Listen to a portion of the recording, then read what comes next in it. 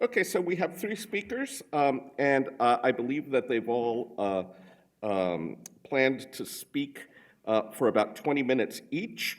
I'm going to introduce them as they come up.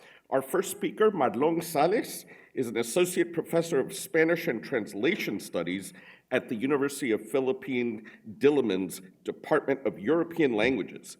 His work focuses on translation studies, Spanish language, and Hispano-Filipino literature. And he has held postdoctoral fellowships at other universities like the University of Michigan. And so today, as you can see, he'll be speaking on grammars of God, language, and the colonial divine in the early Spanish Philippines. Join me in welcoming Marlon. Thank you. I will give you a signal. Good morning everyone, and thank you Ricardo for the presentation. Magandang umaga po sa inyong lahat. And thank you very much for being here so early in the morning on a Friday. I really can't think of a better way to spend our morning together than discussing Philippine missionary linguistics. Missionary linguistics encompasses the body of work of European Christian missionaries written from the 15th to 18th centuries on and in the languages of their colonies in America, Africa, and Asia. This body of work mostly comprises grammars or artes in Spanish, in dictionaries and word lists called vocabularios, to help their brothers in the cloth spread Christianity to the colonies and contribute to the administration of the colonial church and government. The structure of missionary linguistics often followed a tripartite system where Latin functioned as the idealized model language that determined the grammatical categories a missionary linguist was supposed to find in grammatizing non-European languages, Spanish or Portuguese, often, which serves as the meta-language for explaining these grammatical rules to their intended readers. And finally, the non-European language in question, which provided the specimens for discussion. This superimposition of the rules of Latin onto non-European languages, with either Spanish or Portuguese as meta-languages, dramatized a trope of colonialism, the trope of colonialism as a cultural encounter in many very interesting ways. The missionaries were quite aware of this trope, as we can see here in this drawing from a 1593 collection of Catholic teachings translated into Chinese by the Dominican friar Juan Cobo. On the left-hand side stands what appears to be a Chinese magistrate who is greeting what appears to be a Dominican friar on the right-hand side in his characteristic white habit and black cape. Given the historical time of publication, when Christian missions were still trying to evangelize continental East Asia with moderate success, the friar would most likely be a Spaniard too. Yet his features in this drawing were stereotypically Oriental, owing perhaps to the sense of aesthetics of the unknown engraver himself, who was probably Chinese. So here we have a text on the Christian religion written by a Spanish friar in a Chinese language with a Chinese engraver living in Manila drawing the figure of a Spanish friar with Oriental features. It doesn't get any more intercultural than that. While the bulk of materials we study in Philippine missionary linguistics are usually grammars and vocabularies, there are other texts that we may put into this corpus, including catecheses, confession guides, translations for liturgical celebrations, and the like. As I have argued in a recent essay, the reason is that it is in these texts where we find language in action, where the main objective of missionary linguistics played out in many interesting ways. Take, for example, the Doctrina Cristiana and Lengua Española y Tagala, one of the two known books published in the Philippines in 1593, making it the earliest printed material in the country. The Doctrina Cristiana was not a grammar per se, yet thanks to its translations of Catholic prayers into Tagalog, written in both Roman alphabet and the Baybayin, that's the script there, we are able to see how our pre-Hispanic writing system worked out. At the outset, Missionary linguistics seems to present a kinder and more reconciliatory vision of how Filipino communities were in the early stages of Spanish colonialism. I feel that to a certain extent, this is to be expected because whenever we study Spanish colonialism today in the Philippines, it is not unusual to find references to an oppressive cultural environment that promoted ignorance in favor of a reactionary religion and an elitist educational system, both of which were established to legitimize the colonial order. Spain, it seems, has become a convenient metonym for representing the collective abuses of colonialism in the Filipino imaginary.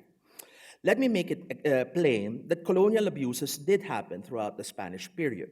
Yet one ought to be cautious about simplifying this narrative in a manner that erases the many textures of colonial life in the archipelago and diminishes its enmeshment in the global self-fashioning of empire to what is merely insular and parochial. In fact, if we care to sort through the available documentation more carefully, we will find many pieces of evidence that nuance our understanding of the linguistic and literary landscapes of the Spanish Philippines. For example, while there is this recurrent trope that the teaching of Spanish in the Philippines was prohibited during the Spanish period, the Real Audiencia of Manila emitted a decree as early as 1689 on the education of the native population of the Philippines, which mandated the teaching of Spanish. Another decree from 1565, this time coming from the Archdiocese of Manila, regarding doctrinal instruction, also recommended that Spanish be employed for teaching catechism. On the other hand, another trope about Spanish colonialism in the Philippines was that it contributed to the death of local languages, which people to this day repeat whenever they wish to argue against teaching Spanish. A quick look into the archival records allows us to trouble this idea. We see instances where the Spanish authorities themselves encouraged the use of these languages in response to the exigencies of colonialism, specifically its religious aspirations. Spain's overseas territories were spaces of linguistic encounters. Cátedras or professorial chairs of the most spoken indigenous languages were established at different sites with the financial support from the royal coffers. In the Philippines specifically, Diego Camacho y Avila, who was Archbishop of Manila from 1695 to 1704, asked King Philip V in 1700 to endow professorial chairs for Chinese, Tagalog, Kapampangan, and other languages in the colleges of Santo Tomas and San Jose. These chairs were necessary, Camacho insisted, because the native population was complaining about their priests' inability to administer the sacraments in the local languages. In 1711, the Council of the Indies reacted on a request from Manuel de la Cruz, a provincial of the Augustinians in the Philippines. The Council of the Indies recommended to Martin de Ursua Arismendi, president of the Real Audiencia, that 400 pesos plus 400 bushels of rice be set aside each year for the next 6 years for 4 priests who were teaching Tagalog, Kapampangan, Ilocano, and Bisaya in the Augustinian convent of Manila. Missionary priests had been a part of colonial explorations right from the start of Spain's expansion toward Asia. The Augustinians were the first religious order to organize missionary activities in the archipelago in 1565. After them came the Franciscans in 1578, the Jesuits in 1581, the Dominicans in 1587, and the Augustinian Recollects in 1606.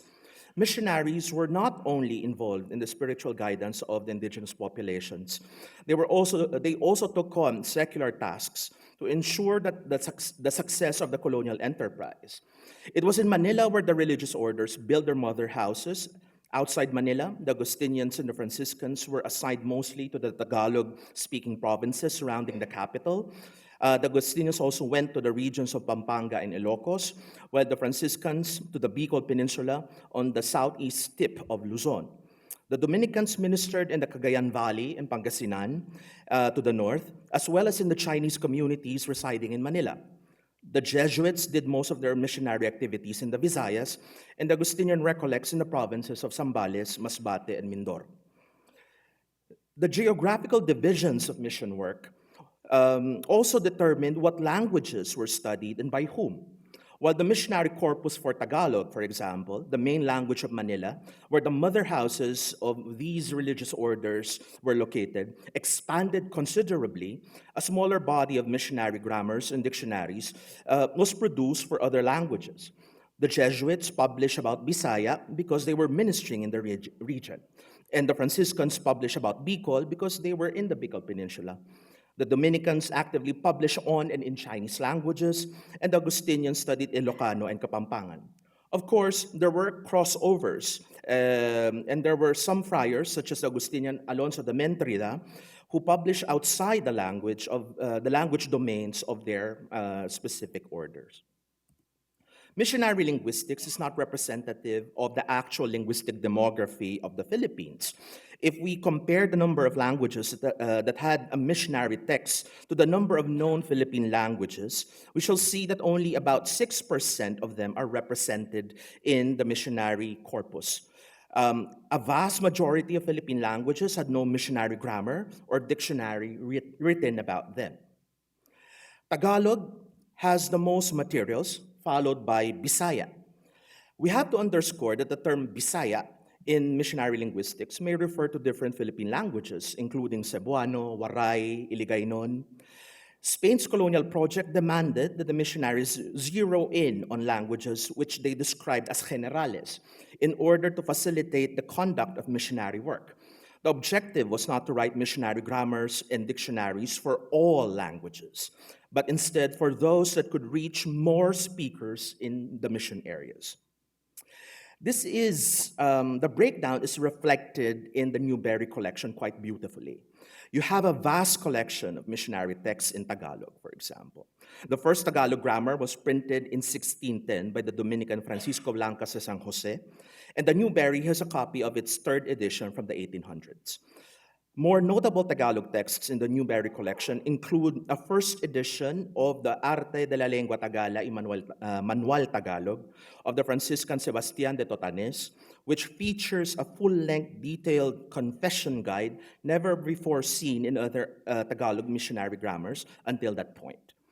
You also have the Lecciones Grammatica Hispano-Tagala of Father Jose Evia Campomanes, the most popular Tagalog grammar of the late 19th century, which had up to 12 editions, and I think it was used at the UST at the time. But the most important text, to my mind, is perhaps the second edition of Fray Blancas de San Jose's Libro de las Cuatro Postrimerías del Hombre. That's the third one here, which features catechesis on life, on death and the afterlife, interspersed with poetry in Tagalog. As far as we know, the Newberry copy is the only remaining copy in the whole world. All the major languages of the Philippines are also represented in the available corpus.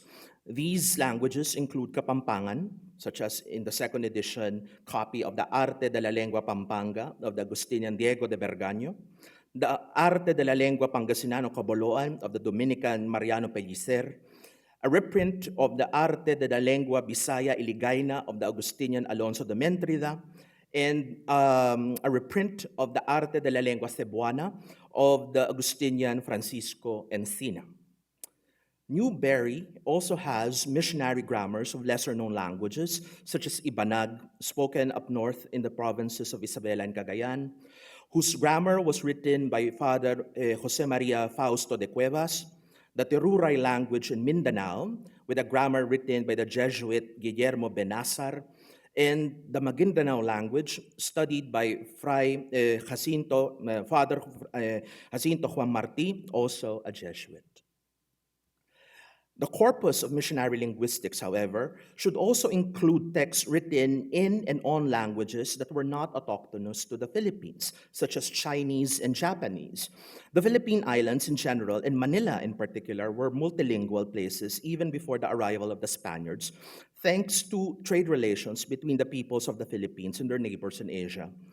The establishment of the Manila Galleon during the Spanish period transformed the Philippines into a nexus of trade between Asia and the Americas, thereby attracting people from all over the world, some of whom, like the Chinese, eventually settled in areas near Manila and other urban centers. The Spaniards took a special interest in these Chinese communities, seeing them as objects of mission. Spain also saw the Philippines as a potential entry point into China.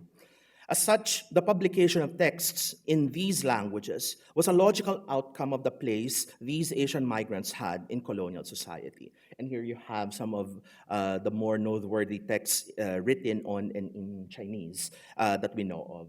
I think the Símbolo de la Fe is found in Europe, and then the Vocabulario de la Lengua Mandarina in Spain, if I'm not mistaken. Missionary linguistics in the Philippines was an academic response to the religious aspirations of Spanish colonialism. The missionaries used the grammatical categories of Latin to understand indigenous languages and reduce these languages into grammar rules that could be taught and repeated by other missionaries.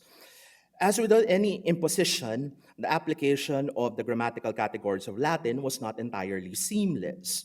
And let us take, for example, this discussion coming from the Método y Compendio de la Suma de las Reglas del Arte del Idioma Ilocano, a mouthful. Originally written by the Agustinian Francisco Lopez. Because Latin sentences, this is an example on verb conjugations, the one that you have on the right. Because Latin sentences privilege the verb as an essential component of in sentence formation, missionary grammars often devoted long discussions about the Tagalog verb, the Ilocano verb, the verb forms in Philippine languages. But here's the catch. Verbs are not as important in Philippine languages.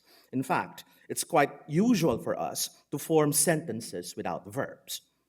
Such discomforts are likewise found in discussions about word usage, and Ambit Ocampo beat me yesterday to the punch when he talked about the words pertaining to sexuality in missionary dictionaries, which were all defined in Latin instead of Spanish, as a way to camouflage the definition, yet ironically functioned as a way to signpost these entries as obscene, controversial, or problematic. So if it's any consolation, I'm providing the colored version.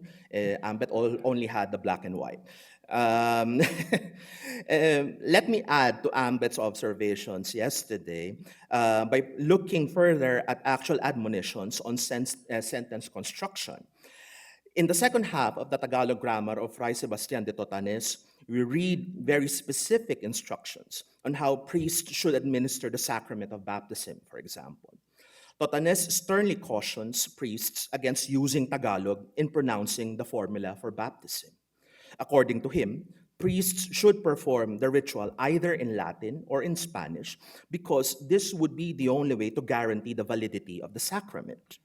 However, this same priest says that if anyone insists on baptizing in Tagalog because they couldn't say the formula in Latin or Spanish, they should make sure that the word for baptism should be borrowed from either Latin or Spanish. And here you see the formula, the recommended formula in Tagalog with the code switch term from the Spanish, right? Ako'y nagbabautizo sa'yo sa ngalan ng Ama, Anak, at Espiritu Santo.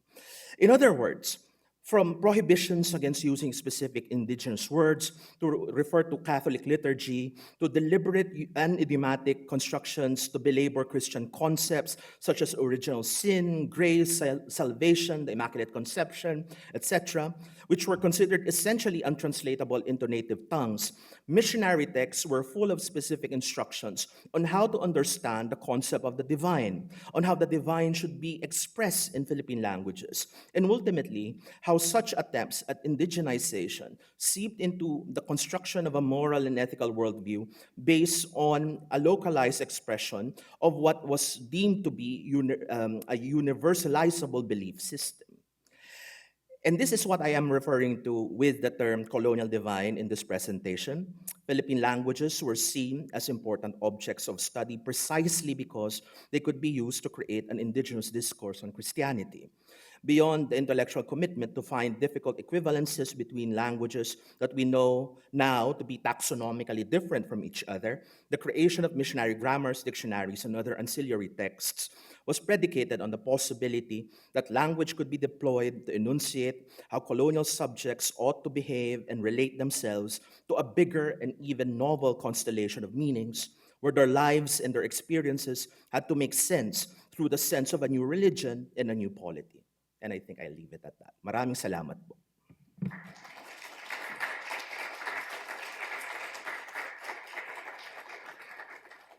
Okay, so Miguel Martinez. Let's hear from Miguel. Miguel is professor of Spanish literature at the University of Chicago in the Department of Romance Languages. His research focuses on the cultural and literary histories of early modern Spain, colonial Latin America, and the Philippines, and he writes about war writing, popular culture, pre-modern revolt, book history, and autobiography. And we are all anxiously awaiting his forthcoming book, The Sunken City, Literature and Urban Culture in Colonial Manila. And so today we'll be hearing about Ladino life in Gaspar de San Agustin's Carta a un amigo suyo. Miguel? All right. Gracias, Ricardo. Thank you, everyone. I'm going to need this mic today, but I just want to reiterate my colleagues' thanks to Leah for bringing us all together these couple of days. It's been very productive already, and I'm looking forward to the rest of the discussion today. So in 1720, let me make sure this works. Augustinian friar Gaspar de San Agustin wrote an infamous letter decrying the people he was in charge of spiritually caring for. San Agustin's lively rant reads like a mashup of colonial tropes about the indigenous peoples of the Philippines, 150 years after the arrival of the Spaniards. I have to say, this was a very famous letter. It was copied and recopied. Murillo Velarde mentions it. Castro mentions it in Osario Venerable. There's a number of copies that I'm going to refer to. So it was a document that circulated widely. It was also the friar's intellectual testament. He would die in 1721 after having been in the archipelago for 53 years and having produced an outstanding linguistic and historiographical oeuvre, such as the Conquistas that you all know. But the letter is also a miscellaneous. So it is the miscellaneous and comprehensive character of this letter, right, as a summa of imperial racializing strategies that makes it useful to take stock of almost 2 centuries of colonial discourse on the Philippines. Tagalogs were lazy, distrustful, fickle. They avoided mass. They broke plates in conventual kitchens. Of course, you don't have to clean broken plates, right? So they were in the conventual kitchens. They were forced to work in and gossiped about the fathers. They were, moreover, and this is the quote I'm going to spend a lot of time with. They were, moreover, let me read it in Spanish, and you have the English translation there. Son curiosos, inurbanos e impertinentes. Y así, encontrando con el padre, pregúntanle a dónde va y de dónde viene, y 1000 preguntas, todas impertinentes y molestas. Y si adelante de ellos se lee una carta, se ponen por detrás a verla, aunque no sepan leer. Y si oyen hablar en secreto, se van llegando para oír, aunque sea en lengua que no entienden. This is a powerful and evocative, as is all of San Agustin's writing, by the way, scene of reading. Bent against the friar's back, the Indio peeks over his shoulder to catch a glimpse of the written matter on the letter. As if a metaphor about his role as a spiritual intermediary, right? The body of the minister stands between the avid curiosity of the colonized and the word of the colonizer. The letter would most likely carry news or instructions from New Spain, from one of the provinces administered by his order, or from the civil lords of the land in the Spanish Philippines.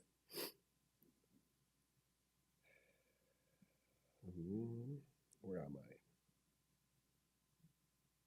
Okay, great. Okay. So these are words of power, right? They may have a direct impact on the life of the onlooker. And this is why anyone subject to the authority of the reading friar may be curious about what those words actually say.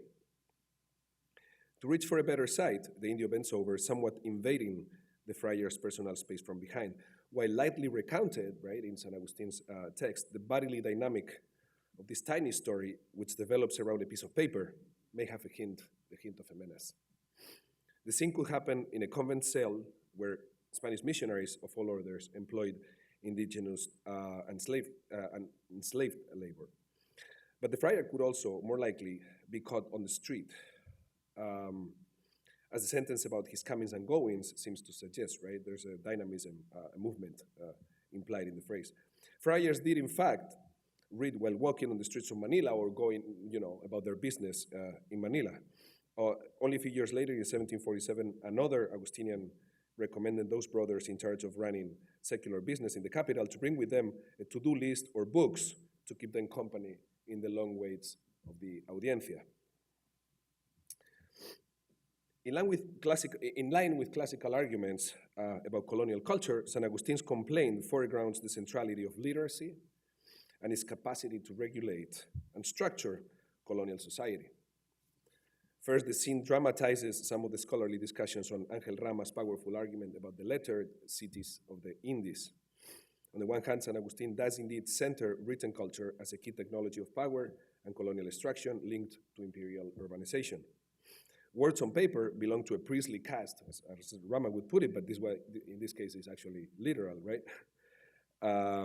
That regulates access to the sources of imperial power by excluding the largely illiterate majority of indigenous, black, and mestizo populations. On the other, however, the scene could also give way to some of the critiques that Rama's paradigm has been subject to in Latin American colonial studies. The concessive structure, right, in San Agustin's syntax, aunque no sepan leer, aunque sea en lengua que no entienden, does not exclude the possibility that some of those curious Indios can actually, in fact, read, write, and understand the language of the colonizers, or one of them. In any case, the unequal distribution of the ability to read or speak one of the colonizers' languages, however, does not suffice to wall off the script of power from the siege of impertinent Indios. Just as they tried to circumvent the friar's attempt at walling off the letter with his very body, the eavesdroppers break into the secrecy of their sensitive, soft-voiced conversations, actively engaging in what Vicente Rafael termed listening as fishing, right? A distinctive Tagalog strategy of decontextualizing by the means by which colonial authority represents itself. Most Filipinos never needed, and thus did not achieve, a working knowledge of Spanish. Phelan considered that what he called the Hispanization of the Philippines was never linguistic. And of course, I mean, there's a context for this. The scene of Manila in 1582, which was happening basically at the same time as or right after the Third Lima Council, which instituted that evangelization had to occur in the local languages, right? So this new general policy was meant not only to increase the friars' eager harvest of souls, but also to limit the power of intermediaries, the power and responsibility of indigenous interpreters, right, as mediators of the word of God and the authority of worldly men. Literacy in the colonizer's language was far from entirely forbidden for colonial subjects, however, right? The monarchy and the church relied on a certain number of Ladinos to make both work, both meaning the monarchy and the church. Colonialism needed a restricted and hierarchical distribution of cultural capital so as to create, Nancy Faris calls it a cadre of literate Indians, right, that would be instrumental in the administration of empire and church in the Philippines, from the high court of the audiencia to the minor offices of a parish. They needed interpreters, notaries, printers, of course, church auxiliaries, fiscales, sacristanes, cantores, and collaborators for the production of linguistic materials, which we just heard about from the colleague who knows most about it, Marlon, right? But the ability of many Ladinos, whether Chinese, mestizo, or indigenous, to break the codes of Spanish law and letters in their advantage also explains the defensive character of the lettered city, right? Its zealous policing of the borders between orality and writing, which I think we also see in this quote, and between the languages of the colonizer and those of the colonized. The body of the friar momentarily incarnates the walls of intramuros, right, that regulated access to the core of imperial power in the lettered city. San Agustine's imagined scenes of reading are sites of conflict. Partial literacies, strategic appropriations, fishing, communicative exchanges certainly dominated the majority of interactions between clergymen and parishioners, between Spaniards and Filipinos, both in rural and urban contexts. But in the latter, picking and poaching, and I'm referring here to Michel de Certeau's famous conceptualization of reading as poaching, right? gave way to a lively Ladino culture and a few indigenous intellectuals. They gave way to patterns of literacy and linguistic practice in the early colonial Philippines, and particularly in Manila, in the context of certain institutional and social locations: the school, the court of law, the church, and the printing workshops, which I think Jorge will tell us more about later. As it is well known, Ladino means both knowledgeable of the Spanish language and cunning, wily, potentially duplicitous, right? This is Covarrubias' definition. Ladino is the foreigner who learned the language so thoroughly that we can hardly tell him apart from us, right? But it also refers to those who are discreet men of great reason and account, skillful and cunning in any pursuit, discretos y solertes en cualquier negocio. In colonial context, Ladinos emerged as key figures of linguistic and cultural mediation, omnipresent and slippery, essential yet unreliable collaborators in the business of imperial extraction and domination. Merging the two early modern meanings of the word, it could be said that Ladinos were often multilingual or literate tricksters. Rather than to a homogeneous kind of people, however, Ladino referred to a diverse constellation of social types that included, in the case of the Philippines, commoners and principales, indios and mestizos de sangley, church auxiliaries, notaries, and printers. In many cases, as we saw, speaking the language also entailed having reached some level of alphabetic literacy, and this is also many times mixed, right? It's not only about speaking the language, it's having some reading and writing knowledge. Scholars of colonial Latin America have noted that in moving from its original European and Mediterranean context, and I think actually Covarrubias mentions Moriscos there, right, as that original Mediterranean context, right? So in moving from the old world to the new world, I guess, the word would become a way of talking about, besides linguistic skill, cultural assimilation, class, and mestizo descent. While representations of Ladinos many times implied familiarity with the ways of the Spaniards and the neophytes' loyalty to Christian dogma, occasionally the term would describe colonial subjects as suspect or guilty of insubordination after submission. This seems to be also true. This seems to also have been the case in the Philippines. In the aftermath of the Sangley Uprising in 1603, Bernardino Maldonado, Castellano of the Manila Fort, warned, I think I have that quote, against the newly raised companies of indigenous soldiers for, and I quote, "Están ya muy ladinos y criados entre nosotros, en especial los de la Pampanga y los cercanos a esta ciudad. Es gente de mucho brío, teniendo cabeza a quien reconocer, y siendo tantos en número, es negocio muy de temer, de quien su majestad manda nos recelemos y guardemos." In the Philippines, Ladino refers occasionally to a mix of social status within indigenous society and Spanish cultural assimilation. Nowadays, I think this is Francisco Alcina. I don't think I have a quote, right? No. Nowadays, the principales and the rich are the most Ladinos, sleep just like the Spaniards, using cots. The original is, agora los principales y los más hacendados y ladinos duermen muy a lo español usando de catres. This was, again, Alcina in 1668. Most of the time, however, Spanish linguistic skills, race, and social extraction are not so stably correlated. And in many cases, Ladinos will be better understood within the richly textured context of plebeian Manila. Inasmuch as they are able to navigate both indigenous and Spanish society, Ladinos often embody that, and I'm quoting, stubbornly racialized gap between illusory and sincere conversion that Daniel Nemser has called the racial baroque, which casts systematic suspicion over an emerging baroque architecture of the self. What does he mean by that? It's this architecture of the self that effected upon the subject a split between external appearance and internal essence, making it somehow inscrutable. This is in fact explicitly thematized in Gaspar de San Agustin's vivid summa of colonial racialization. Urban Indios, he says, and again I'll read it in Spanish, I guess. Son muy amigos de imitar al español en todo lo malo, como lo es la variedad de trajes, echar votos, jugar y lo demás que ven hacer a los zaramullos. And zaramullo is a fascinating concept because it means declassed, gone rogue, picaresque Spaniard.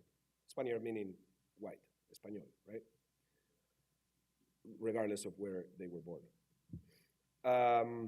Que ven hacer a los zaramullos y huyen de imitar lo bueno del trato y política de los españoles y la buena crianza de sus hijos, porque en todo lo demás, de farándula y borrachería y ceremonias, en sus casamientos y entierros y tiranías unos contra otros, guardan exactamente lo que aprendieron de sus antepasados.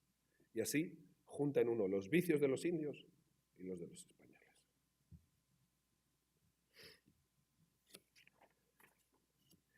The danger of urbanized Ladino Indians relies precisely in that duplicitousness, a product of a racially promiscuous socialization in the streets of Manila, according to San Agustin.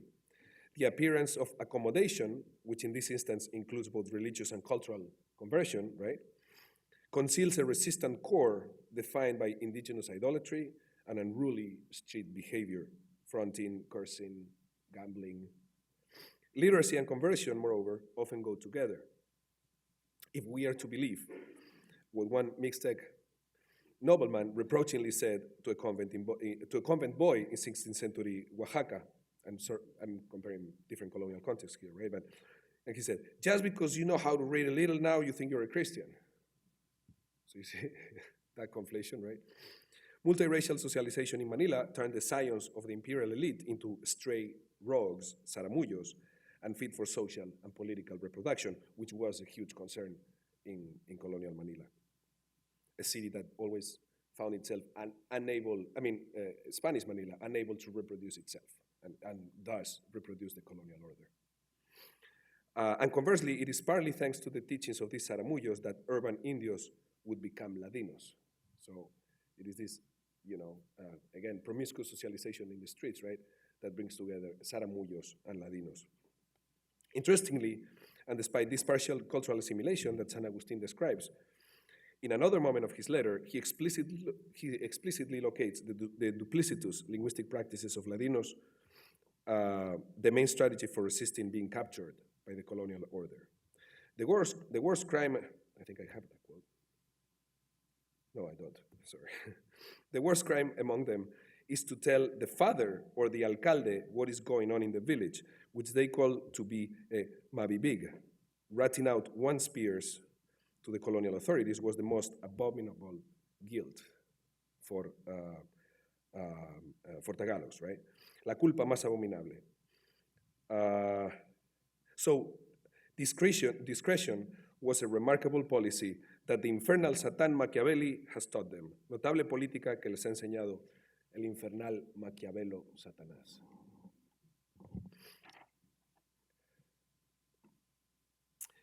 And I'm going to end with yet one more moment in San Agustin letter that is particularly telling of the ways in which Ladinos were also mediators in, of the legal culture in colonial Manila. But also, it's an anecdote that it's an episode that tells us a lot about the instability of their social and racial identities. San Agustin describes a procession of paid mourners, planilleras, led by someone ready to bring their superiors to a court of law. And this procession marches from the arrabales to Intramuros, to the core of European power, and they come singing dirges, like funeral songs. Once in Intramuros, they would go find one of those that in law we call rabulas, or pettifoggers, right? Like minor lawyers, barely lawyers, shysters, I don't know. For this, have the books of formulas and petitions against all humankind, like this one, lawsuit against an alcalde. And then follow all the crimes and excesses that an alcalde can commit, and the same for actions against ministers and priests. So these are basically formulaic, right, books to enable legal fighting, right, legal lawsuits, basically, right? The fact that the crimes and excesses of religious and civic authorities against their subordinates could be formalized and reduced to a template, right? So as to allow for the mass production of legal complaints, attests, of course, to the pervasiveness of colonial abuse. But it also tells us about a very cunning, the existence of a very cunning legal culture at the Ladino level in the city of Manila. But it also tells us about the ability of indigenous and mestizo subjects, right, to navigate and exploit to their advantage the imperial legal system, which has been really well studied in the case of colonial Latin America, not so much in the case of the Philippines, I think. The complainants only had to provide names of the actors and the defendants, and a few circumstances. Toma los nombres de los actores y reos y algunas circunstancias to fill in the blanks, basically, right, of the Rabula's formulaic stencil. And then, once the petition is made, they take their mourners to go to file it with tears like those of Machedo cried for Josiah, which would make even the stones cry. So this is a really interesting scene of, urban scene in which you have all these, indigenous groups hiring mourners, paid mourners, right, to go from the arrabales to the city, but they go to the city to actually start the lawsuit against colonial authorities, right? There is one textual conundrum, though, in this moment, in this episode, right? One that speaks to the complexity and instability of this Ladino identity. Okay, I'm almost done, Ricardo, sorry. So as I said, there's many copies of this letter. And interestingly, when they have to identify who this pettifogger is, right, there's no agreement. And I haven't been able to do all the philological, exotic work to figure this out.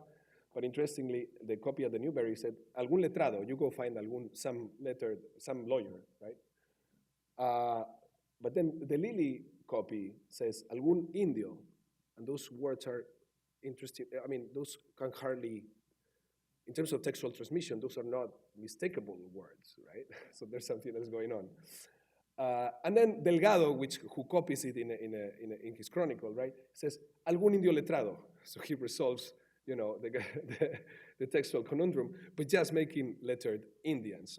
So I mean, I'm going to stop here because Ricardo needs me to go. But basically, this is what I wanted to talk about: the identity, the unstable identity of these Latinos who seem to have been crucial characters, in the urban life of Manila under Spanish colonial rule. Thank you. I'm sorry, I want to leave it.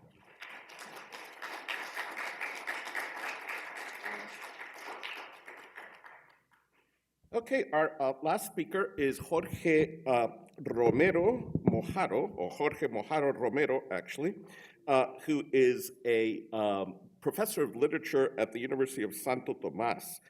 He has recently edited and annotated the travels of Philippine intellectual Teodoro Calao. Do you pronounce it Calao or Calao? Calao, yeah. And the Dominican friar Buenaventura Campos. And he's a prolific writer on Hispano-Philippine literature from a variety of periods, but largely from this earlier period that we're interested in. And so he'll be speaking to us today about Francisco Blancas de San Jose, Order of Preachers, and early Philippine printers. Jorge? Good morning, everybody. Thank you. Can you hear me? Yes. Thank you to everybody, all the people that made possible that I'm here today to talk during 20 minutes about all Philippine books, which is one of my passions. Right?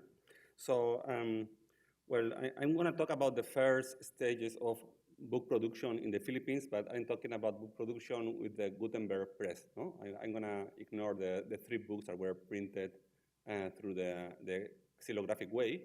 And Marlon mentioned 2 of them, yes. And I'm going to talk about the history of the book in the Philippines, in which the Filipinos, the natives, had a very important role. I want to mentioned that the arrival of the colonizers also made some opportunities for the natives because the colonizers did not have anything. I mean, they needed food, they needed clothing, they needed buildings, and also through the initiative of Francisco Blancas de San Jose, they needed books, no, for the goal of the evangelization, no. So I made this list of books that that we know for sure that these books existed because they are mentioned several times by several people. Yes, and some of them we have a copy, the original one. Some of them we know the existence of a second or a third edition. Yes, and as you can see, at the beginning, the first books until 1608, maybe the books were, let's say, a monopoly of the Vera family. No, it's Juan de Vera, who was a Christian Chinese, and then Pedro de Vera was his younger brother. Yes, but at the end, it's a very incomplete list because we know that, for example, in 1608 there was another printer named Luis Beltran, also a Christian Chinese, but we don't have any book printed by him. Yes, we have mentions about this, but we have the book by Diego Duarte, printed in 1640. So it's very weird, no? Because he's mentioned in 1608 has been a printer, but we don't see his name again until 1640. No, so meaning that there are a lot of gaps. No, and every time we find a first edition of one of these copies, it's like a treasure. No, for example, accidentally during COVID, I found the books in 1610, 1611. Doctrina Cristiana Breve and Instrucción de los Misterios de Nuestra Santa Fe. There are two translations by Cristóbal Jiménez, who is a Jesuit. Those are the first two books printed in Visaya. Yes? So I think I'm optimistic because little by little, when you keep looking for things, accidentally then you find other things that you were not looking for. But you can see that systematically all the printers always were Filipino people, yes? Or Chinese, or Christian Chinese who live in, or Sangleis, no? And this is the production of books created a venue for collaboration between the friars and the natives. Regarding Blancas de San Jose, we can say, when you study the missionaries, you realize that there are many profiles. No, some missionaries are of the intellectual type. Yes, so they create books, they teach in the university. Some of them are more political. No, they're more concerned about being a part of the ecclesiastical hierarchy. Some of them are pure missionaries that they like to be, in the field work, let's say. And then other ones that are less risky, they like to live using the convento. Blancas de San Jose was clearly a kind of intellectual one, and there are many sources that indicate that he was he mastered the Tagalog language, and he created a lot of books in Tagalog language.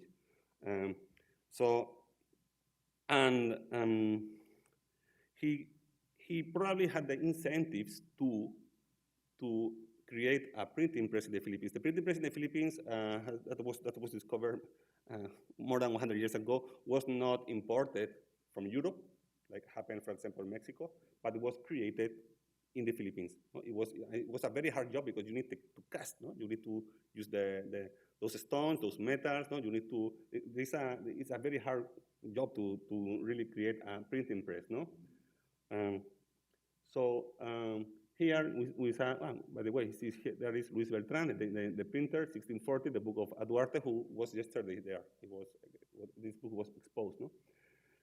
It says, regarding Blancas de San Jose, he says he composed many devotional books, and since there was no printing press in these islands, nor anyone who understood how to use one or was trained in printing, he devised a way to make one through a Chinese man, a good Christian, who, seeing that Father Fray Francisco's books would be of great benefit, took such care in the matter that, with the help of all those who claimed to know something about it, he managed to produce everything necessary for printing and printed these books. No? So you see, it's a collaborative.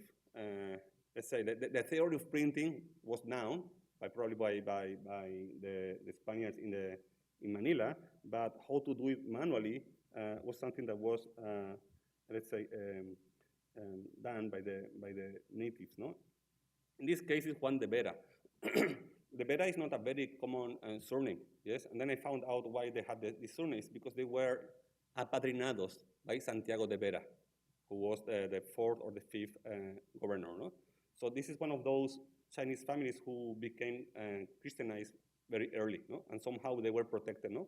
By the colonial system, no? And then, so they have incentives to collaborate with the missionaries.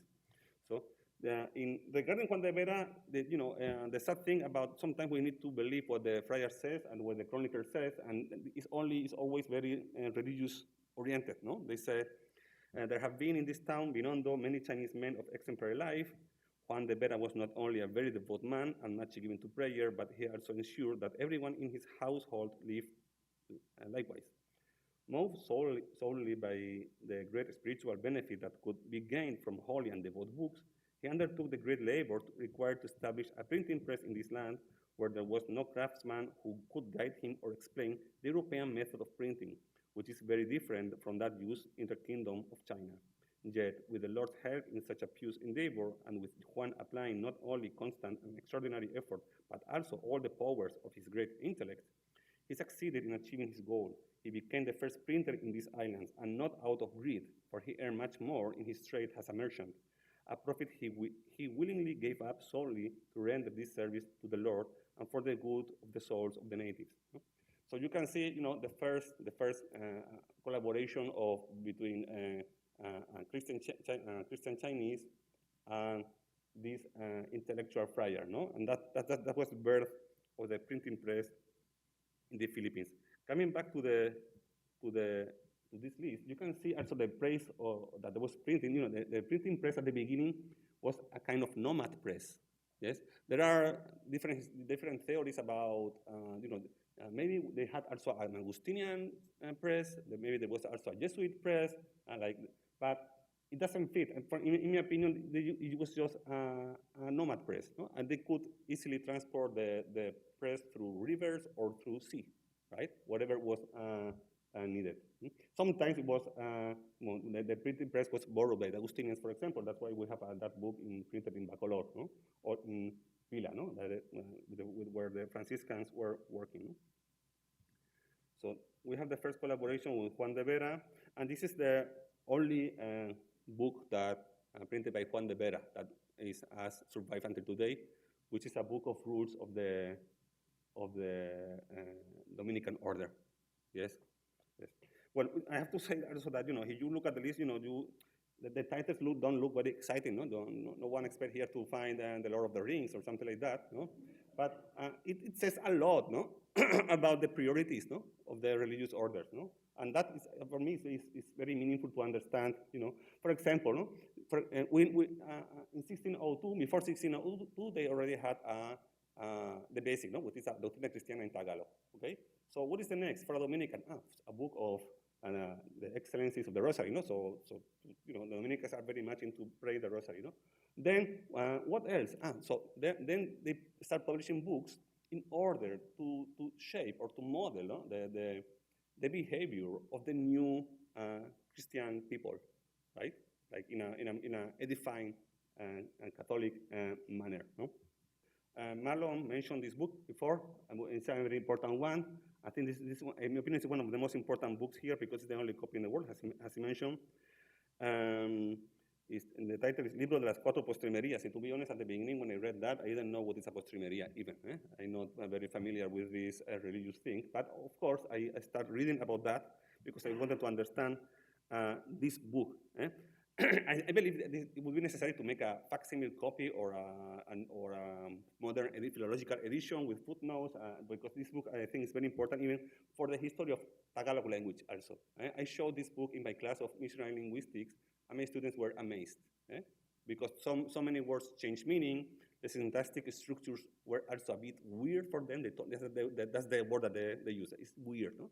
Sometimes they say that this Tagalog is too deep. Yes, it's too deep. No? But at the end, we work in class and we could understand the text. No? This is the second book published by the printing press.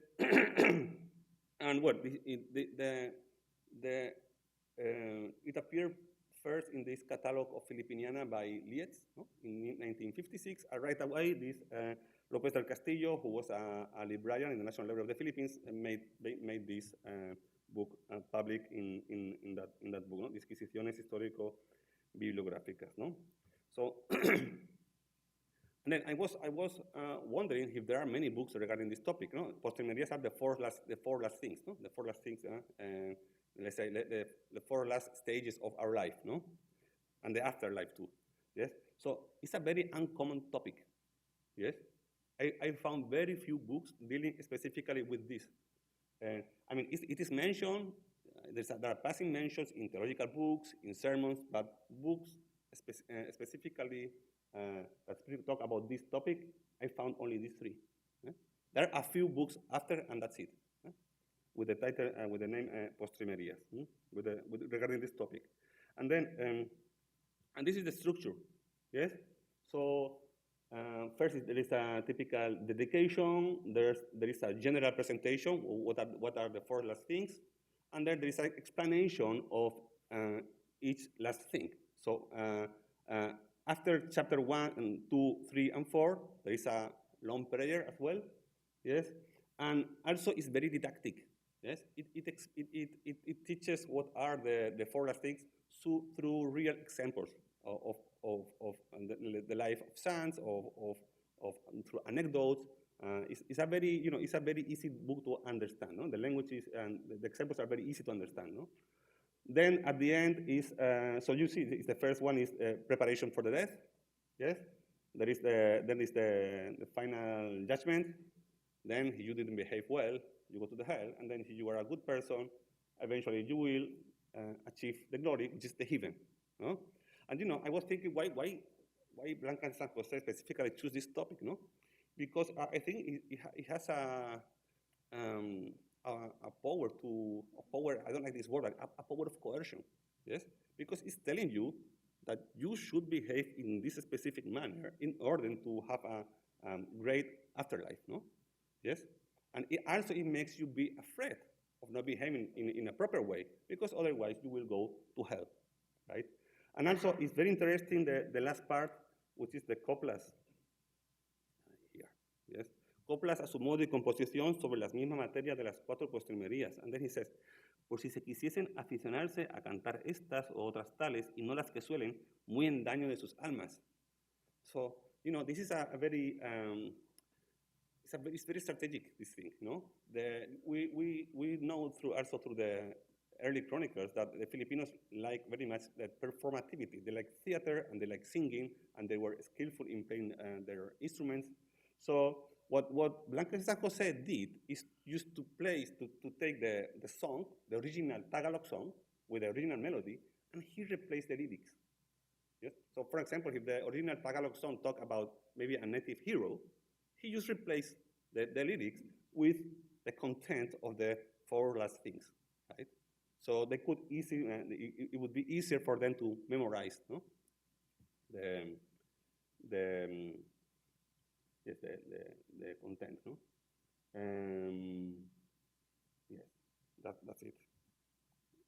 Yes, and then I need to talk about Tomás Pimpín. Yes, Tomás Pimpín in a book that was published recently was almost portrayed like as a proto-catipunero or a subversive individual, no?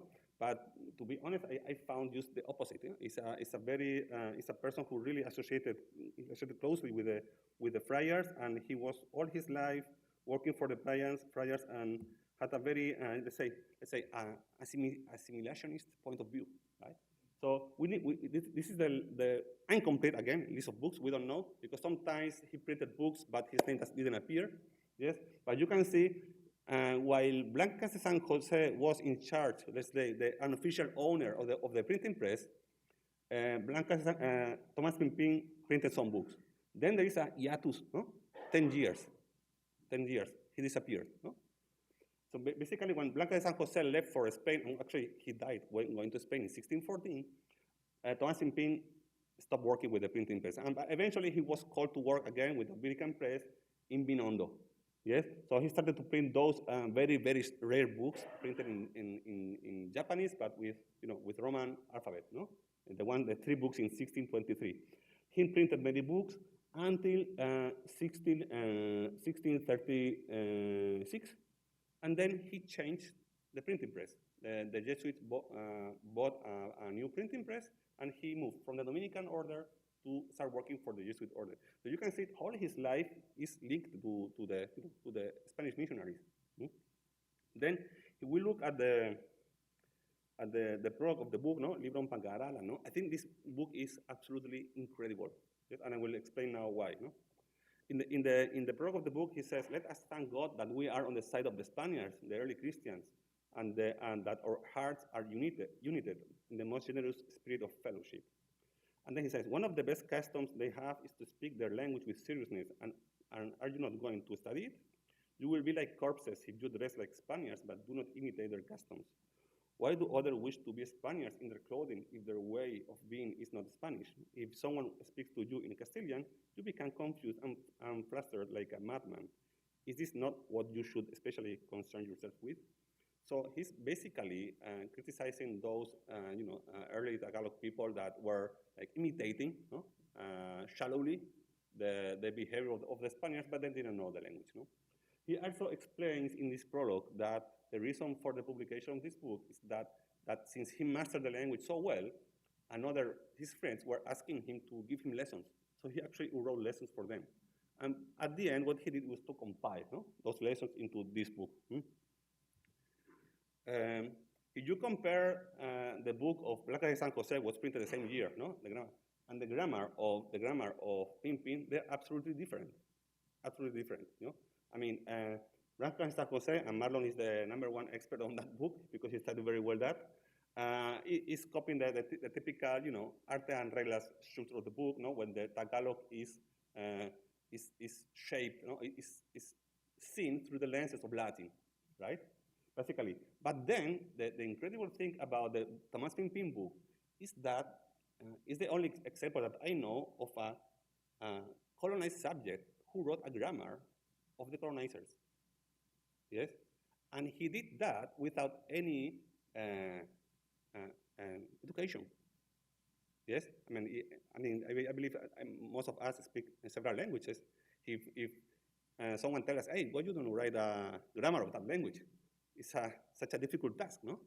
So he was able to, of course, it's a very incomplete task. It has a lot of gaps and so on. But I believe it's an incredible intellectual effort, no?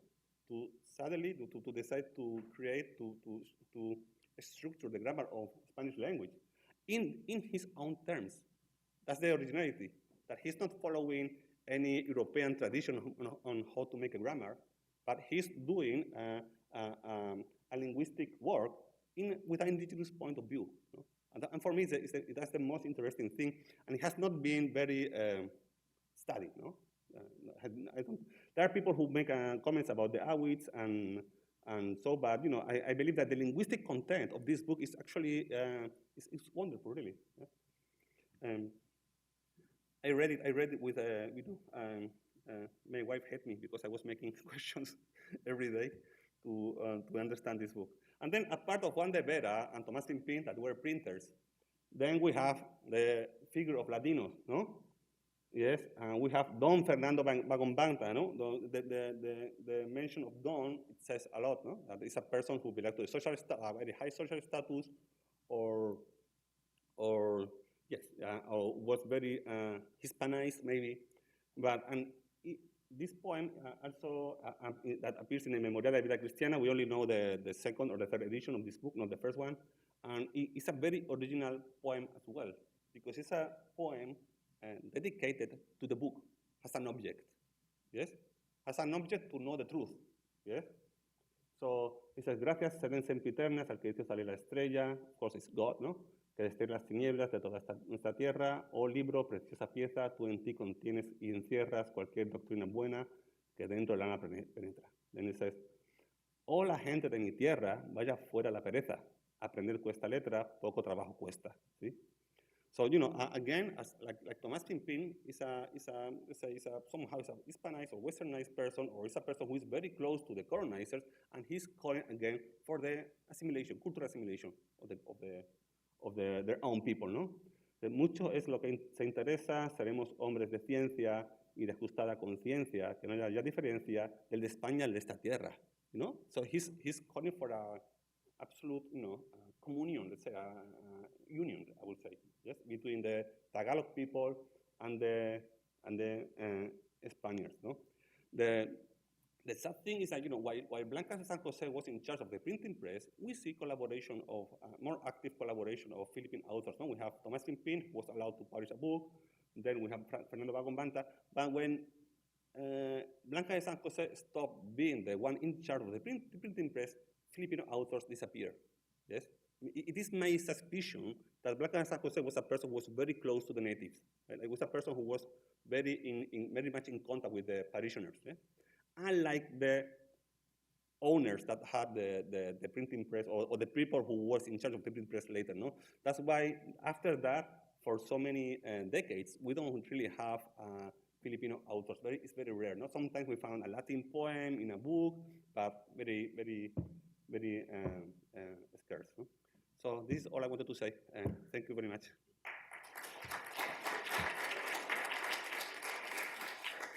If I could invite the speakers to come up to the stage, please. So thank you to all three for these absolutely fascinating papers. I've enjoyed them tremendously. I want to ask one question to get the conversation going, and then we're going to open it up to the group. I've been told by Leah that officially we have until 11:30, but because the lunch break is long, if we're still very lively at 11:30, we can go a little bit past that time. I was struck by how talking about language, and especially language in the context of evangelization and conversion, really gets us to the point where the rubber hits the road in coloniality. All of you talked about language as in relation to the ambition of the Spanish church and the Spanish state to fundamentally change Filipino natives, to get them to turn them into believers. And all of you seem to talk about the ways in which this sometimes failed, or maybe it worked wonderfully. And I ended up thinking about sort of larger models in colonial studies. I'm old enough that I got my graduate training in the aftermath of the 1992 celebrations, when everyone was talking about resistance. Resistance was the only thing that we talked about. And it seems that one of the ways in which colonial studies has changed dramatically since that time is that resistance is now not the only paradigm that we use to talk about colonial subjectivities. We talk about these sort of like ambiguous in-between people, Ladinos, and we're also much more willing to talk about the active involvement of colonial subjects in colonial projects, like in the case of Tomás Pimpin. So I would just like for you all to reflect on where you situate yourselves in terms of larger conversations about how we understand colonial subjectivities and questions of, and where we situate people on this polarity from resistance to colaboración. And I'm saying colaboración in Spanish because I hate that word in English. As soon as I say collaboration, it sounds like, oh, you're a collaborator, And that's not what I'm trying to get at. I'm trying to get, I think that the scholarship on colaboración is pointing at something very different from something immorally detestable like collaboration. So that's my question to all three of you, and I'll invite any of you to respond. I will start. That's fine. Just bring it close. Here? Yeah. So, yes, well, regarding what you mentioned about resistance, of course, it's something that we easily feel empathy with. No?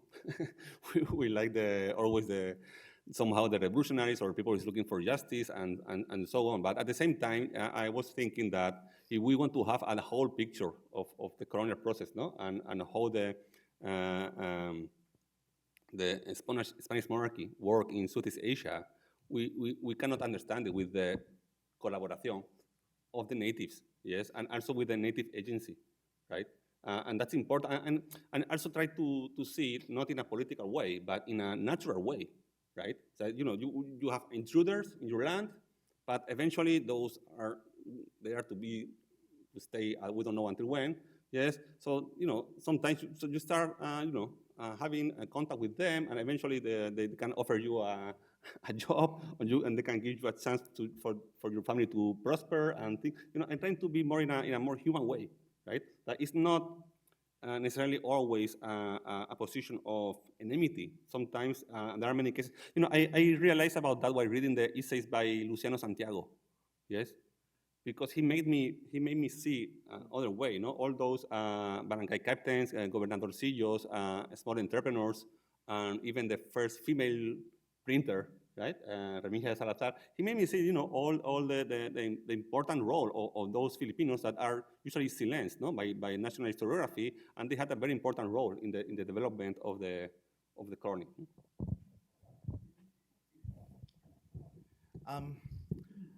I think what's difficult for me as a Filipino scholar and talking about topics like this is that the optics of someone coming from the Philippines and trying to say that, hey, it's not really just a black and white issue between colonizer and colonized, that we should trouble our categories, and we'd probably just see many overlaps between indigenous actors and colonizers. And this, I think it's something that that radiates not only within cultural studies and Hispano-Filipino studies generally, but also, for example, in areas such as learning Spanish in the Philippines, or why would you want to learn the language in the first place? But I think it's very important that we complicate our vision of colonialism and not just stick to the classical vision that we are the good guys and the Spaniards were the bad guys, because I think that reduces the discussion to something that's neatly categorizable, if it's not a word, into colonizer and colonize, the bad and the good. And we see, for example, in all the papers this morning, and I know of colleagues who are working in areas that are not necessarily related to language, but are areas that are in culture, history, and all that, who wanted to have a more complex vision of what occurred. And I think this is helpful because from a Filipino perspective, it also positions us, I guess, in the debates in a way that gives us more agency in how we understand our colonial past. That it's not really just us trying to repel someone coming from the outside. Yeah. All right. I very much agree, Ricardo, with your, I guess, your assessment of how colonial studies, right, has evolved in relation to how to deal with, the different kinds of relationships that we can, as opposed to just like subjugation and resistance or something, like a much more, like a wider spectrum of possible relations from, of course, subjugation, accommodation, evasion. I'm thinking of Jody's book, right? But also resistance.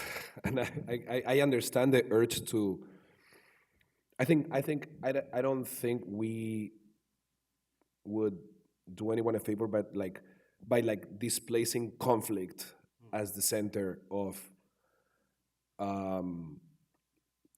history and of colonial history particularly, right? I mean, talking about the wide variety of spectrum, Ladino is actually a perfect concept to discuss that, right? Because Ladinos could be like converts. It could be fully assimilated, colonial subjects. But in some of the examples I've shared with you today, it's also like dangerous people, precisely because they know the weapons of the colonizer, right? They can also be, and also, knowing Spanish, and of course we know this since the Tempest, and the language of the colonizer could actually be an anti-colonial weapon, of course, right? And learning Spanish for some of these Ladinos, like those fighting in court, right? Their alcaldes and their friars, the priests, it's actually a counter-Hispanizing strategy, paradoxically, right? So I mean, I do understand the urge to make, to make room for complexity, and of course, right? But I mean, the texts are stubborn also. The sources are stubborn about, conflict being at the center of this history. So, yeah. Well, talks. I agree. I think that rather than thinking of resistance versus collaboration, we should think of resistance and collaboration as coexisting in the responses of indigenous peoples. And I think that, we can always think about more texture ways of conceptualizing resistance rather than, I think the issue is how we define it, right? So how are there passive forms of resistance? There are many ways in which people resist that are not, related to, for example, what we associate with insurgencies. But I had a different question because I've been very interested in working on the issue of Baybayin and how Baybayin has survived thanks to the indigenous women who were not afforded an education in the Spanish system. And so, as all of you were speaking, I was thinking of Pedro Chirino's statement, and you showed Pedro Chirino there and the explanation by Bain, and he says, all men can read and write, and especially the women. I think that's sort of the rough translation of that text. And so, when you say that literacy is used to structure colonial society, where do the women go, and why? And this is a question that it's a real question. Why is it that women are excluded from literacy? I mean, we know that there are women who go into beaterios, especially mestizas, who do learn to read and write, but very few women actually are able. They just lose literacy eventually because they're not allowed to be part of the education system. So I was wondering what you thought about that. Sure, I can start, Cristina. I think Chirino, I think he widely exaggerates the extent of literacy. And that's actually, if I remember well, that's it's not, the thing is, it's not only Chirino, right? You read about pre-Hispanic indigenous literacy in many different sources.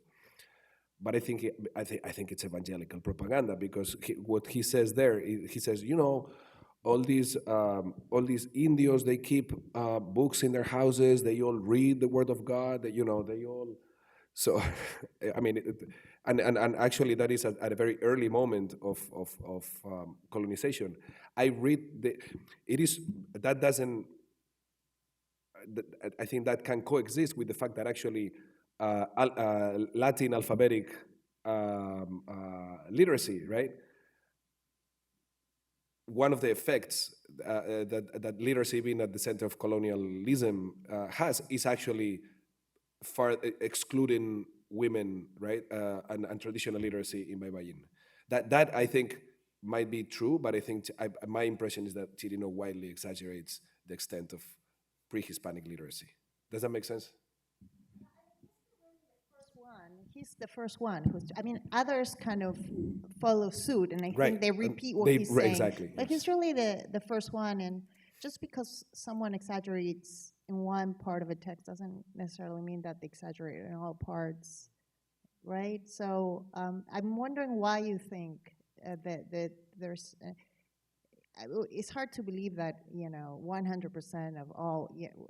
Obviously, one has to kind of nuance the comment, but I do kind of wonder about that. I mean, does he mean 75? We don't know, right? It could be like Right. No. Yeah. 4 out of 5 women knew how to read and write, and then 0.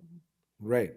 No. I do think that basically the effects of colonialism on different gender regimes, like interacting, can have the effect of depriving, of changing the literacy rates, among women in Philippines. But still, like, I mean, why do I think that? Because we have not much evidence other than a friar saying that everyone loves reading the lives of saints. so but I mean, but you're right. I mean, there might be some truth to it, and it would be great to have the data, to have the sources to be able to evaluate how literacy and gender, the relation between literacy and gender evolves with the colonial process. That would be great, but I don't think we have ways of, we don't have sources to evaluate that. On my end, like I don't really have like a definite answer on this, but I was thinking along the lines of what missionary linguistics was and what was the intended audience, who were the audiences of missionary linguistics. And I wonder if, to a large extent, the fact that missionary grammars and dictionaries were primarily written for religious orders, for priests, and not really for the public or the non-Spaniards who might be able to access the book eventually, kind of shaped how records of literacy, especially among women, figured in the text. Because I wonder if it is of primary importance for a missionary to know how many women did speak or did write or did read in the language. I don't know how I would be able to connect this to an anecdote, but this is really toward the end of the 19th century. Like I am working on a paper on the women of Malolos, and on the fact that like their story is entangled with the story of language teaching in the Philippines. And we often use the women of Malolos in Philippine historiography to talk about how Spain in many ways prohibited the teaching of Spanish. Like it's the classic story that we have. But if you dig deeper into the story, you would find out that the reason why these women were able to talk to Valeriano Weyler, who was the Governor General of the Philippines in Malolos at that time, was that Weyler was in Malolos inspecting schools for teaching Spanish. So there's that story that we don't tell. Like we just want to fancy, like we have a very fanciful idea that Spain had a very hostile attitude towards language teaching, which it really did not. And there were indications. Like to what extent the efforts were successful is another debate. But as far as the official records are concerned, like there are indications that language teaching was encouraged, and even language teaching to women. So there's that. And to be honest, I don't have a real answer to that question. But what I have seen is, for example, in the first ethnographic reports, women are generally praised to be hardworking, intelligent, even in comparison to males.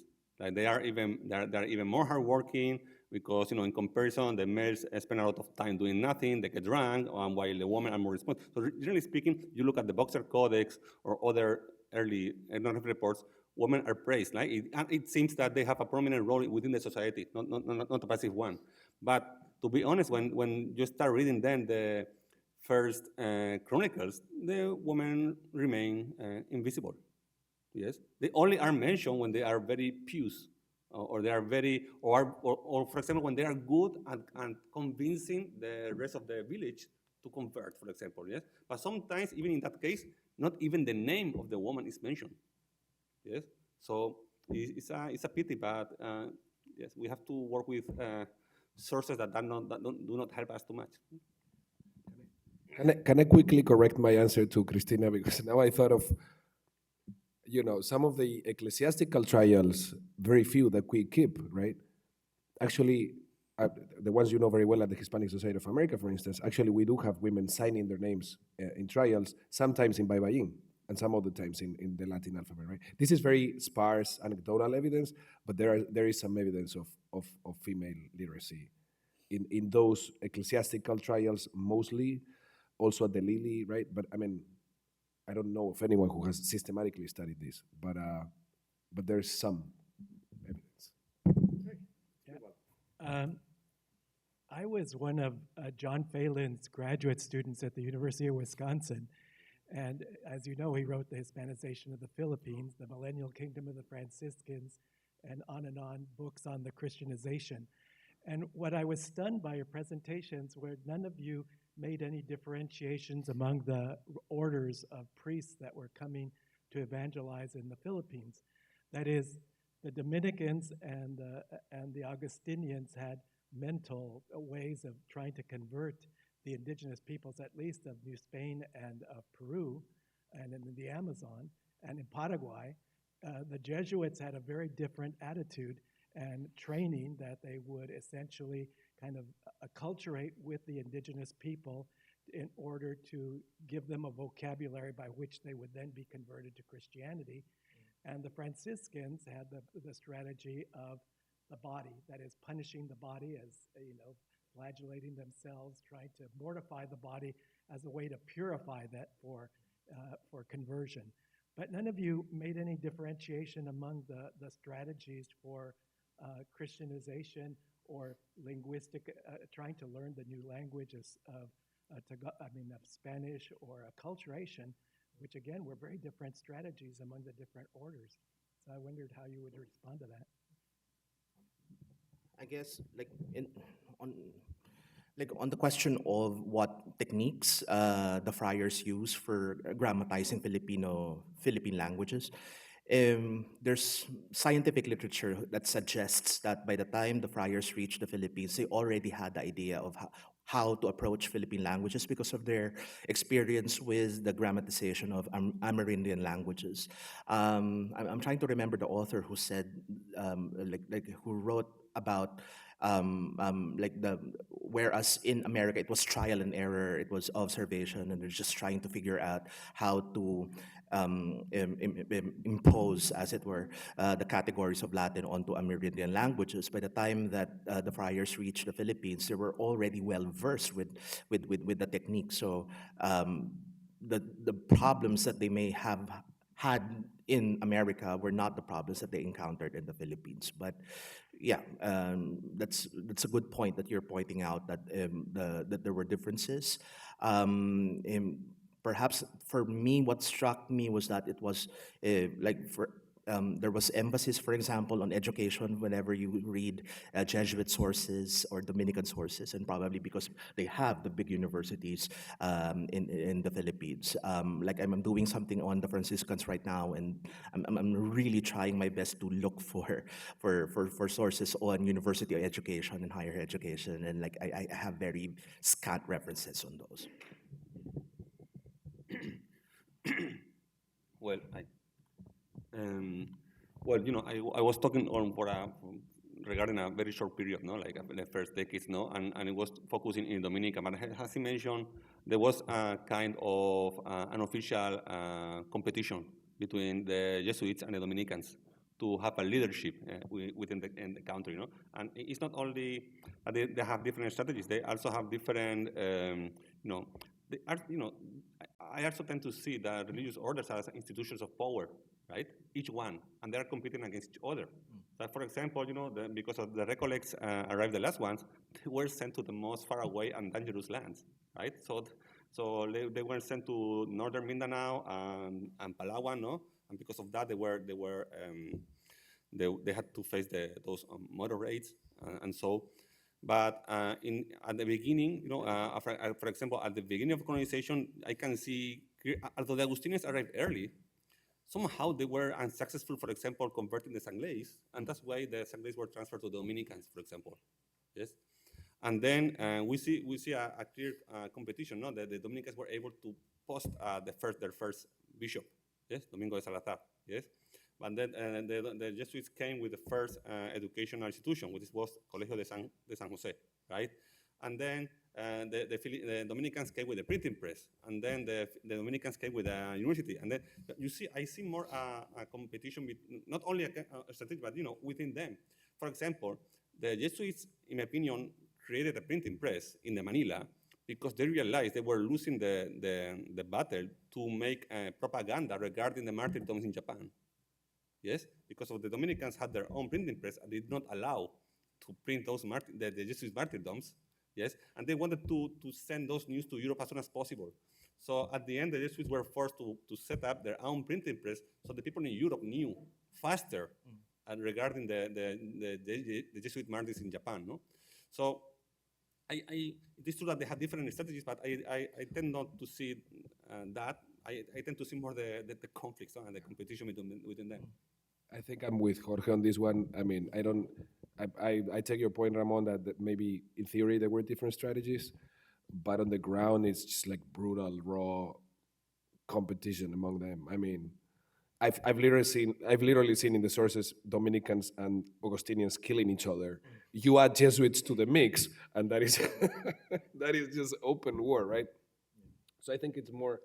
I think I would agree that it's more a, raw competition for secular and spiritual power, right?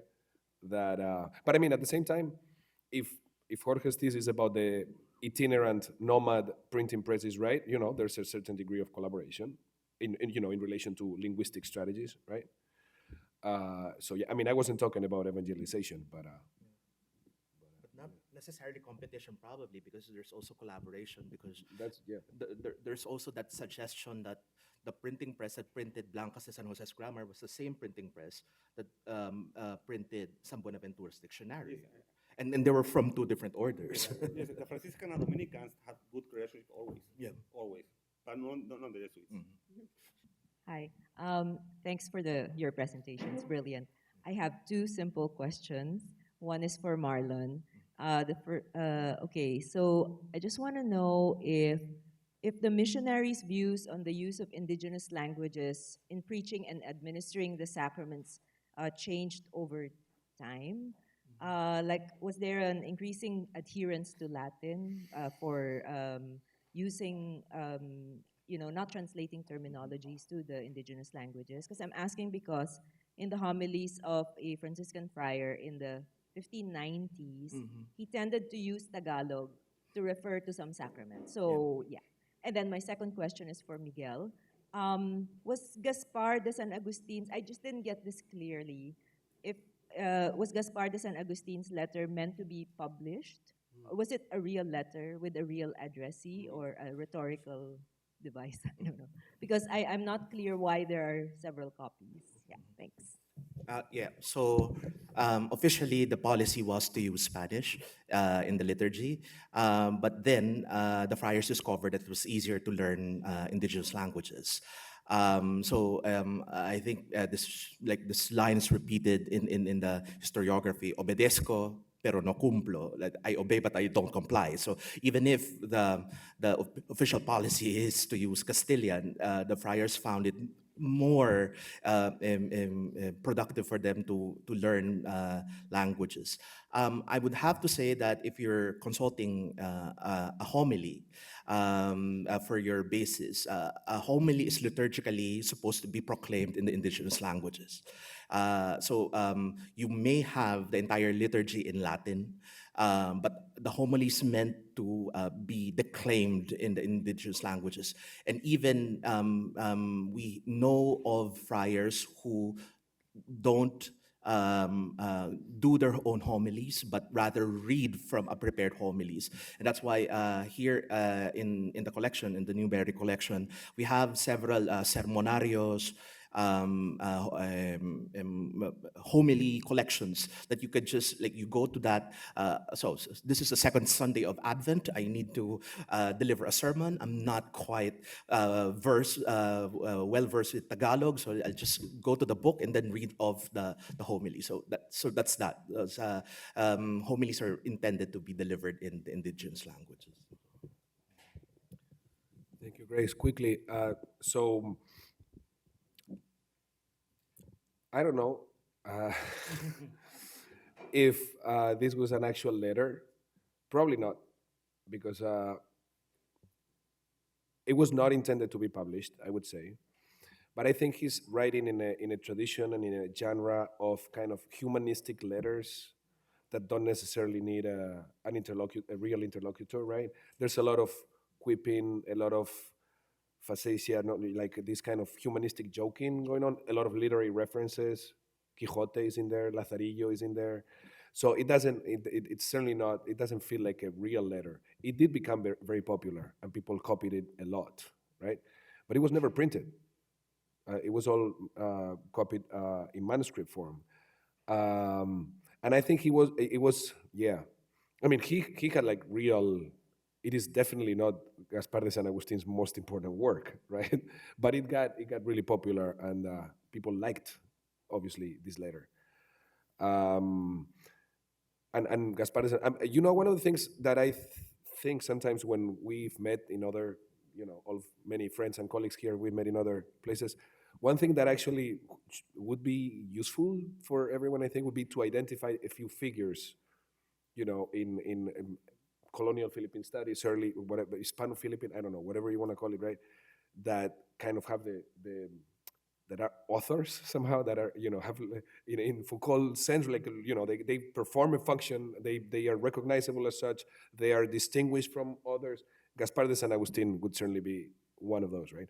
Combes, Tomás Pimpín, you know, there's a few figures that we all together, right, should give them the status of authors, to create a canon, basically, which doesn't feel that way to me at this point. But Gaspar de San Agustin is an amazing writer. Hi, thank you so much for keeping the Q&A going. For our first presenter, on this topic of language, I was really surprised that Castilian was an option. Maybe I'm just stuck in the Middle Ages and I'm like out of my sources, but do they express anxiety that it's not happening just in Latin? And like my question is why? I mean, you can understand why use an indigenous language, so they understand, and religiously you can understand why Latin. Is Castilian a type of like compromise with the men on the ground? Why is that on the table? That's my first. And for Professor Martinez, I was astonished by the class anxiety around these sort of indigenous people imitating the behavior of like basically poor Spanish men that they saw. Have you seen that elsewhere, either in the Philippines or the Atlantic context? I was like astonished that they made that distinction. It was so clear for them. So yeah, first question about the Castilian, second question about the elitism existing alongside the racism. Thanks. So if I understood the question correctly, why they were using Latin to, why not? Yeah. So, well, Latin was the language that the missionaries learned before coming to the Philippines. So they had that common training with the Nebrija grammar and all that. And they were all trying to look for those categories whenever they go to other places and study the languages. But there's really no one-to-one correspondence between the categories of Latin and the categories of, in this instance, for example, Tagalog. The influence of Latin as the base language, the model language, is still seen in traditional Tagalog grammars that we have today. So we still have the same translations of the noun, pronoun, verb, adverb in the traditional Tagalog grammar, pangalan, panghalip, pandiwa, and all that. But the valence given by the missionaries to these to these categories, these grammatical categories, is not the valence that one speaker who probably doesn't even know Latin would have for them. I was talking about how sentences were formed in Tagalog, for example. Tagalog sentences are notorious because, first off, we don't need verbs to form Tagalog sentences. I can say guapo ako, and we can agree that's guapo ako. It's the adjective plus the subject without a verb. One of my earlier articles was how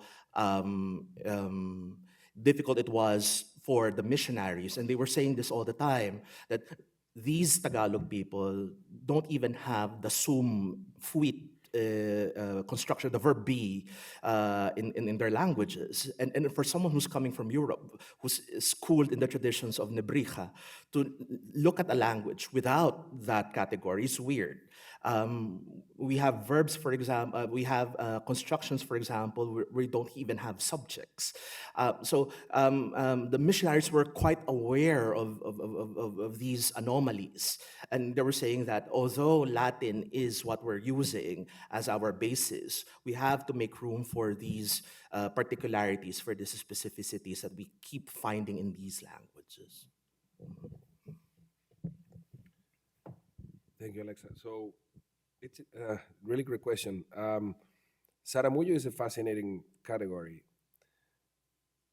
Well, first of all, Spaniard or Español is a really tricky category, right? Because actually Español in colonial sources means white. It's not a national or geographical category. You know, there could be Españoles from New Spain, right?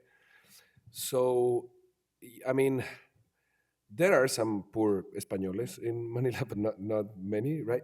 But there's a really interesting phenomenon, which is what it's at stake here, and I think it's fascinating, which is declassment. So all these, and there's a tradition for this, and it has a future in the 18th century. So, for instance, we have a sizable number of sources telling us about the sons of caballeros who go pícaros, just for fun, right? Just to live the life of the street. And Saramuyo is a similar phenomenon. And in the future of the 18th century Spain, you know, the majismo would be another way of, you know, in which aristocrats suddenly are imitating, you know, working class fashion, ways of speaking, dancing, etc. In fact, Saramuyos are often linked to this cultural phenomenon called fandango, which is the dance, the music, that comes from New Spain, but is really a trans-Pacific phenomenon and transatlantic as well, right? So it is really, I mean, from a, as you know, right, race class categories in the colonial world are tremendously slippery, right? Who is Saramuyo, who's not? It's purely contingent and contextual, right? But yeah, but again, so it has to do with this kind of voluntary declassment that has a history. Incredibly hard to explain, I guess, but opaque to understand, but real. I was picked by Miguel's note about the querellas against the alcaldes.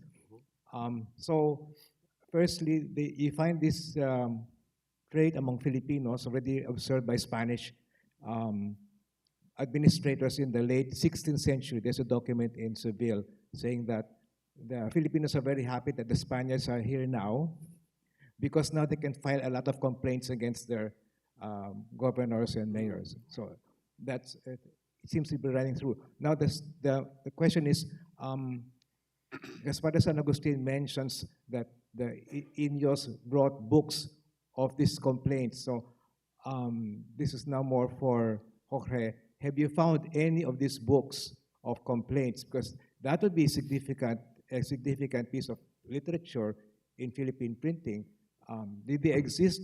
Do we have manuscripts, or are there notices about this kind of books? Because that is, I think, a unique piece of literature. Thank you.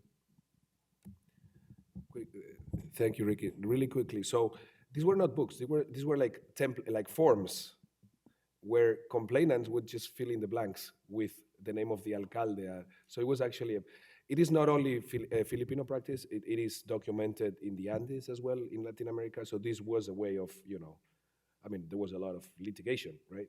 So it was kind of formalized. But this was happening. You mentioned, right, this is not happening at the gobernadorcillo level. This is happening at the audiencia level, right?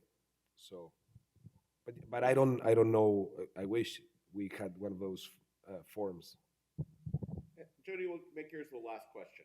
Okay, it's less of a question and more of a comment that tries to bring the three presentations together, because I've been thinking about it in relationship to the point that Christina was making about trying to find, you know, something that either is beyond or transcends or bypasses the collaboration versus resistance kind of model.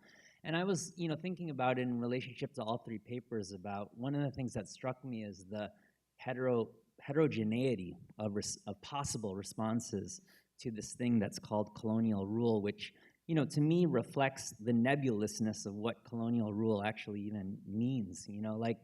So in the case of Marlon, the question that I was wondering as you were talking about, whether or not Spanish was supported, in the colony, the return question might be: is it possible that different authorities had different strong opinions and policies in politics? Like, I've seen the 17th century document in the AGI where the Franciscans are responding to the government and saying, we're not going to teach Spanish. We don't want to teach Spanish. We don't want the natives to learn Spanish. And so, this kind of resonates with the end of San Agustin's letter when he says, basically, we should, under no circumstances, ever have natives in the priesthood. The natives should not be priests, and he goes on along. So, there's that position, that kind of position that's like, well, we don't want these people to be like us, but then there's the opposite as well.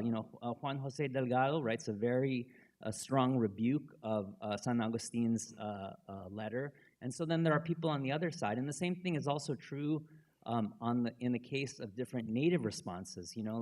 Jorge showed us the example of Tomas Pinpin, who's showing us, you can be just like the Spaniards. You want to be just like the Spaniards. You want to have access to what the Spaniards have.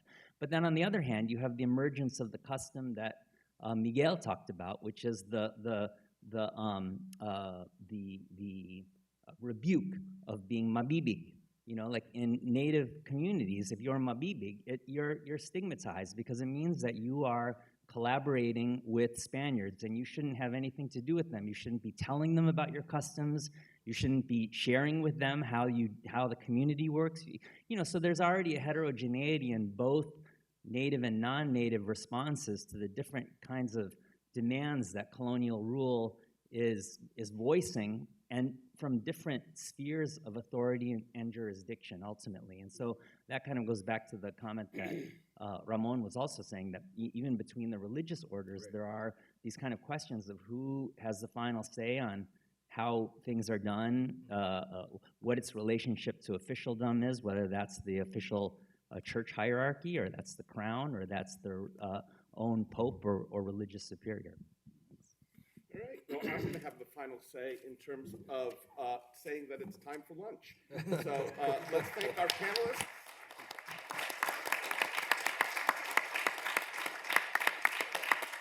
And thank you, everyone, for the stimulating conversation.